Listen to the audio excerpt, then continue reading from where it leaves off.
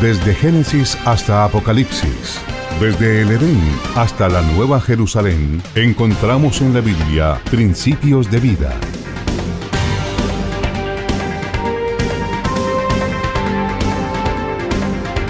Principios de vida, con Héctor Manso.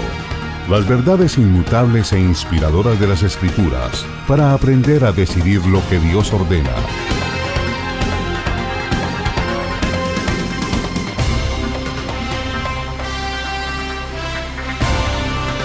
Y ahora con ustedes, el tema de hoy. En esta oportunidad vamos a hablar acerca de la conciencia.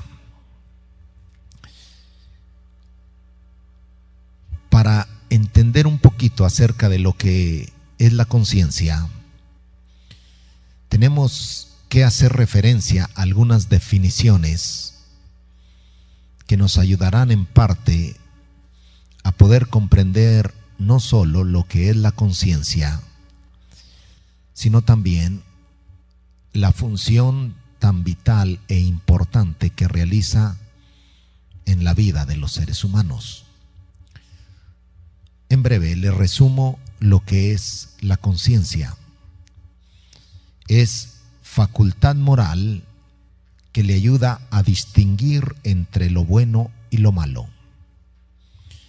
Es una habilidad humana con un toque divino que le ayuda a discernir las intenciones, los pensamientos y los deseos que son incorrectos.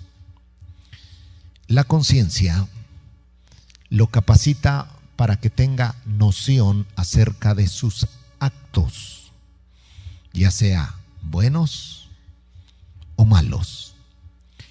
Es lo que algunos han identificado como un parlante divino o un termómetro que regula la conducta y el comportamiento de los seres humanos.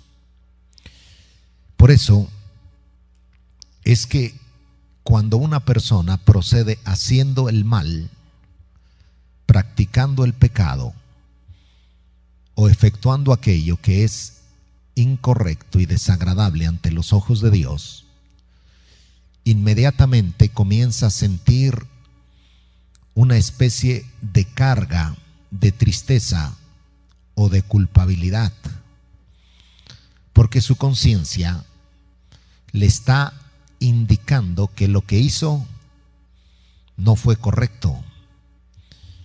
Es la manifestación del propósito de Dios a depositar en nosotros esta facultad que involucra parte de la mente, el corazón y el alma. Se asocia con lo que es conocimiento. De ahí es donde viene la palabra conciencia. Son dos derivados. Ciencia representa conocimiento y con algo que le acompaña o que está con usted. De ahí es donde las personas, aunque no tengan una noción clara de que procedieron mal, en el fondo están conscientes de que algo no está bien. Lo malo en algunas personas es que después que reciben el mensaje, la voz o el aviso de la conciencia en lo concerniente a un proceder equivocado, las personas persisten en seguir cometiendo aquello que no es correcto, a tal punto que la conciencia, aunque habla, ya su voz no tiene efecto.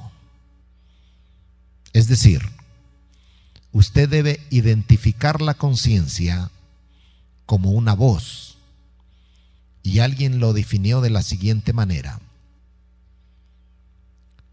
la conciencia es la voz del alma. Las pasiones son la voz del cuerpo.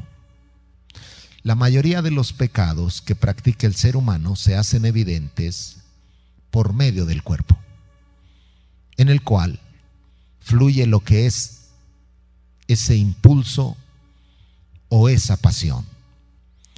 Y aunque la conciencia lo comunica, a veces es mucho más fuerte lo que es la voz del cuerpo.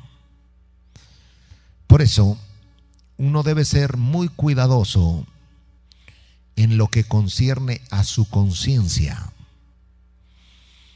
La prioridad de todos aquellos que quieren agradar a Dios debe estar encauzada en disciplinarse para vivir con una conciencia limpia delante de Dios. Al respecto, el apóstol Pablo registra lo siguiente en el libro de los Hechos de los Apóstoles, capítulo 24, versículo número 16 de la palabra de Dios.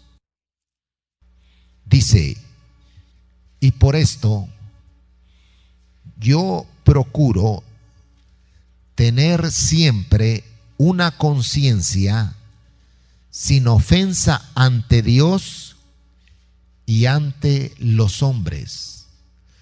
Aquí se registran dos verdades muy importantes y se encabezan por una decisión. La vida se basa en decisiones. Uno es el que determina qué hacer, cómo hacerlo y cuándo hacerlo.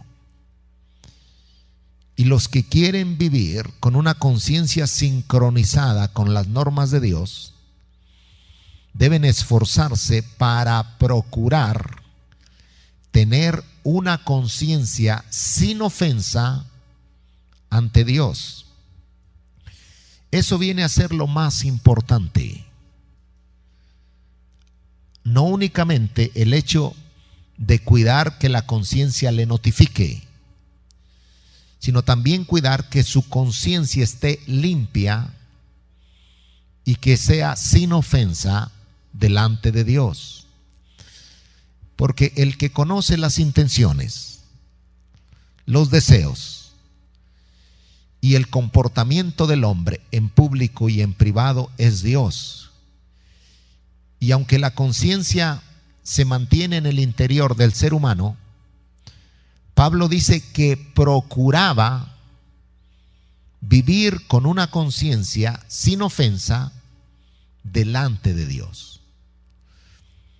Debemos prestar atención a la palabra procurar, porque procurar no es desear. Tampoco la palabra procurar es querer. Lo que es desear como querer son solamente sentimientos abstractos, porque no se convierten en realidad siempre. Por eso usted se encuentra con personas que desde hace muchos años quieren tener una vida mejor, pero no procuran. Otros que desean tener una vida mejor, pero no procuran.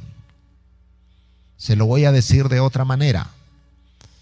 Hay quienes quieren tener un trabajo mejor, pero no lo procuran.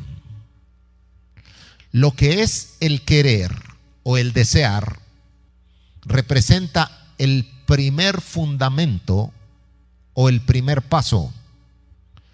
Pero el procurar es una palabra que involucra acción, determinación. Es decir, una cosa es que yo diga, ¿cómo quisiera invitarlos a cenar hoy? Y otra muy diferente, que yo procure invitarlos a cenar. Porque el querer es solamente un deseo. El procurar es una acción.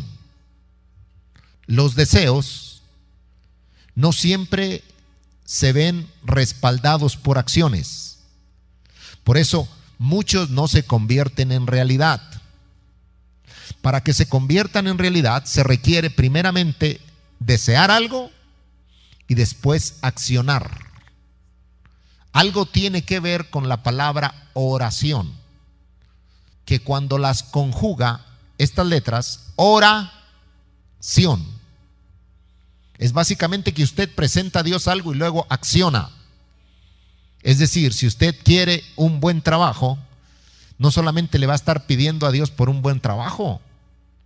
Ya usted oró, pero tiene que prepararse para la clase de trabajo que quiere. Tiene que levantarse temprano para ir a buscarlo. Tiene que buscar contactos. Usted ora y acciona. Es casi lo mismo con lo que es el querer y el procurar. Una cosa es querer y otra cosa es procurar. Por eso el apóstol Pablo no dijo: yo quiero vivir con una conciencia limpia, sin ofensa, delante de Dios.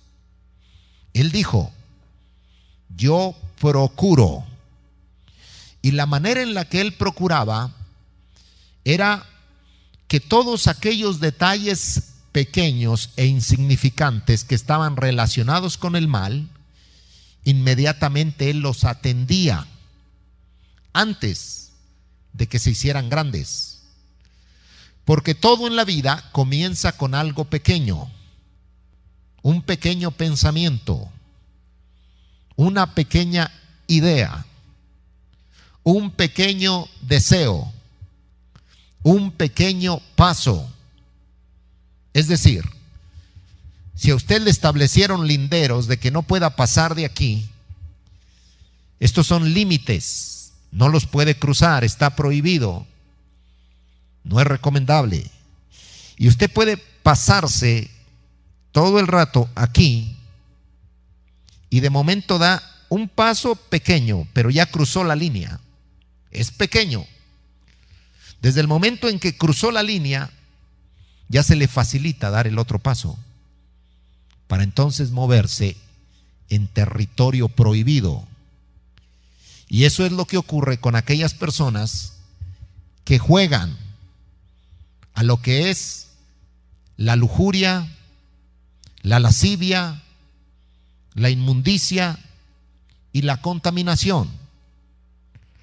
No es que de momento toman la determinación de contaminarse, pero comienza con algo pequeño, con algo insignificante, y después le resulta más fácil. ¿Quiere que se lo ilustre? ¿O me entendió? Se lo voy a ilustrar. Usted está viendo la televisión, una película muy interesante. De repente aparece una escena que lo sorprende, porque es con material nocivo. Ahí ocurrió algo pequeño, porque usted no quiso prender la televisión para ver ese tipo de escenas. Usted quiso prender la televisión para poder tener un momento de relajamiento, entretenimiento, y todo en su punto o en su medida está bien. Pero cuando ya apareció eso, es un detalle pequeño que puede convertirse en algo grande. Por causa de sus convicciones, sus principios, sus valores, su compromiso delante de Dios, inmediatamente le cambia. Usted ya atendió un detalle pequeño, lo superó. Pero ese detalle pequeño tiene la facultad de convertirse en grande si usted de momento dice: nomás voy a ver qué es lo que sigue. Y entonces regresa. Y después que regresó, se regresa. La conciencia lo redarguye, lo incomoda y otra vez le cambia. Ya después, la segunda vez, entonces dice: ¿ya terminaría la escena o todavía estarán en acción? Entonces regresa. Pero ya ahora no está viendo poquito, y ahora está viendo más tiempo. Y en ese tipo de comportamiento usted comienza a contaminarse. Contamina su alma, contamina su mente, contamina su corazón. Y estos tres elementos forman parte de la conciencia o están vinculados con la conciencia. La conclusión es que usted termina contaminando su conciencia. Entonces ya la conciencia no funciona en la misma manera. Otro ejemplo. Los usuarios de la red internet que están conectados con redes como Facebook, Twitter, MySpace o las salas para chatear, que de momento entran, comienzan a tener contacto y aparece alguien con un comentario alucinante a algo nocivo. Entonces ya usted ve que la intención va por otro lado. Entonces es un detalle pequeño, pero ahora usted depende si corta, si en una forma educada se aparta, se sale, o si continúa con la línea. Si usted continúa con la línea, entonces lo que está haciendo es contaminando su conciencia y comenzando a hacer un mal pequeño en algo grande, que a la postre puede llevarlo a ya no únicamente pensar en hacer algo, desear hacer algo, sino a procurar hacer algo. Y ahora el procurar se convierte en una acción negativa porque es pecaminosa. Entonces, ese detalle pequeño se convierte en algo grande. Esta es la causa por la cual el gran sabio Salomón en el libro a los Cantares dijo en una oportunidad: cuiden las zorras pequeñas, que son las que echan a perder las viñas. La conciencia también se puede ver afectada cuando usted en su centro de trabajo se tiene que relacionar con personas de sexo diferente. De momento, usted comienza a sentir atracción, si es hombre, por una mujer que está más simpática que la que tiene en casa, más delgada, más joven y más atractiva. Entonces usted comienza a sentir, pero es algo que siente.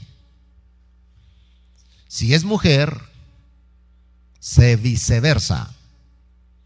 O sea, usted en el trabajo se relaciona con alguien que parece un galán y en la casa tiene otra cosa, un galón.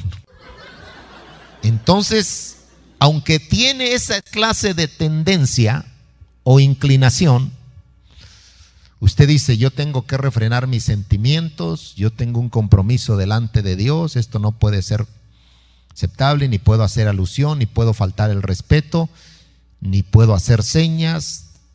Tengo que tener un comportamiento ético, moral y bíblico delante de Dios.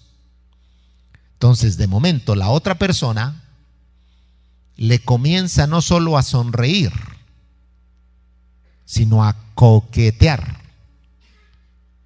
Y lo que comenzó con algo pequeño, ahora se lo dejan en sus manos para que de ello usted haga algo grande o lo desaparezca.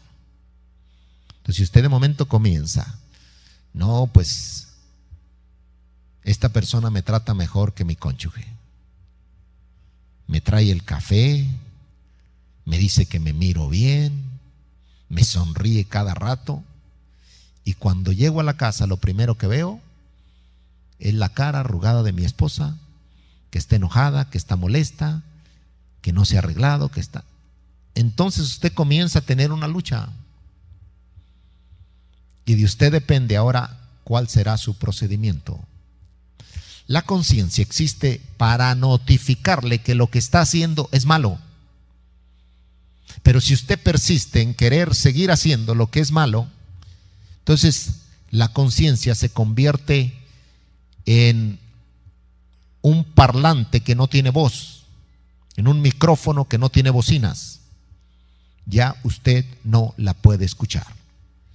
Por eso Pablo decía que él procuraba, no solamente quería, tener siempre, todos los días, una conciencia sin ofensa ante Dios y los hombres.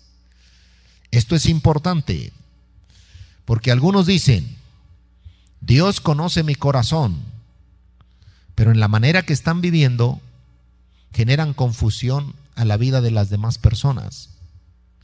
Entonces, usted no puede solamente decir, Dios sabe lo que hay en mi corazón y yo y Él nos arreglamos, cuando los que lo están viendo están confundidos por su comportamiento y le manifiestan que su conducta no es correcta, que tiene que modificar sus actos, que tiene que corregir su forma de proceder, que tiene que ser cuidadoso, reverente, respetuoso por la clase de persona que es.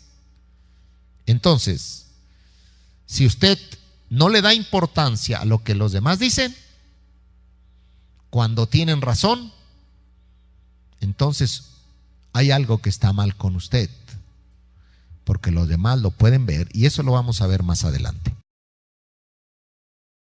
Hechos 23:1. Aquí Pablo ante el concilio dice, mirando fijamente a los que estaban allí: varones hermanos, yo con toda buena conciencia he vivido delante de Dios hasta este día. Esa es la mejor manera de vivir, con una buena conciencia, que su conciencia está limpia, que su conciencia es sensible, que su conciencia le notifica, le da a conocer lo que hace mal, para retractarse de todos esos actos que son pecaminosos y desagradables ante los ojos de Dios. Para ilustrar un poquito más la función de la conciencia y cómo algunos la asesinan, o por lo menos la quieren asesinar, vamos a ir al Evangelio de nuestro Señor Jesucristo según San Mateo, capítulo 14. Dice así: en aquel tiempo, Herodes el tetrarca oyó la fama de Jesús. El Señor Jesucristo andaba haciendo muchos milagros. La gente comenzó a publicar acerca de sus obras. Provocó un movimiento masivo y se convirtió en una persona muy popular. Justo en medio de eso que estaba ocurriendo, Herodes escucha de la fama que había creado ya nuestro Señor Jesucristo. Y él hace una declaración, y a mí me parece muy interesante, porque dice: y dijo a sus criados, este es Juan el Bautista, ha resucitado de los muertos, y por eso actúan en él estos poderes. El conocimiento que Herodes tetrarca tenía acerca de Juan era que era un hombre poderoso, un instrumento de Dios, y era un ser anormal, era un ser no común. Y cuando le llega la noticia acerca de los milagros que estaban aconteciendo, él inmediatamente hace una declaración que en realidad no tenía sentido. Él compara una cosa con otra, sabiendo que ya había matado a Juan el Bautista, y él mismo afirma ahora que es Juan el Bautista y no Jesucristo. ¿Sabe por qué es que hizo esto? La causa por la cual él da testimonio de esto, la conclusión a la que él había llegado, es simple. Él había procedido mal y la conciencia no lo había dejado tranquilo. Había procedido cometiendo un acto vil, infame, inaceptable ante los ojos de cualquier persona.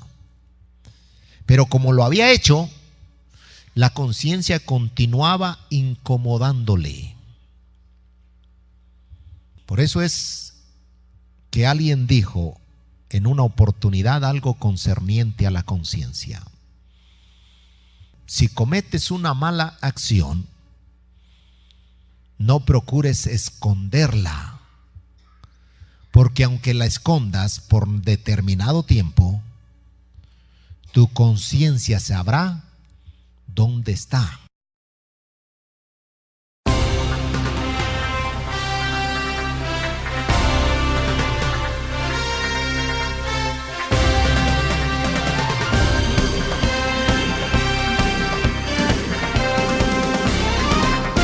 Existen muchos conceptos y filosofías sobre la vida, el hombre y la familia, pero solo hay una verdad revelada por Dios y registrada en su palabra. El pastor Héctor Manso le ha entregado Principios de Vida. Para cualquier información, diríjase a principiosdevida@ondasdevida.com. Visítenos en www.ondasdevida.com. Será hasta la próxima audición.